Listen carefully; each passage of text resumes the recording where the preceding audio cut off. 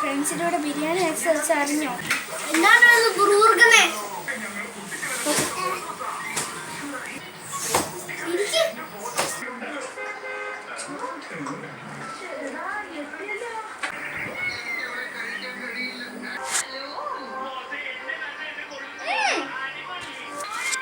എന്താ അച്ഛാ?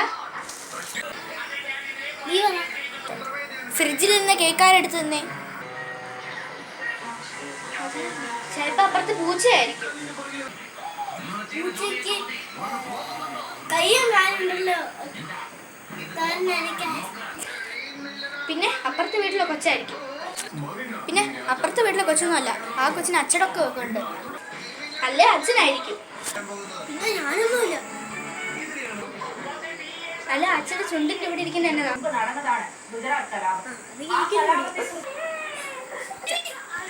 എന്നാ പിന്നെ ഇവിടെ ഫ്രണ്ട്സിനുള്ളിൽ പോയി ബിരിയാണി കഴിച്ചു.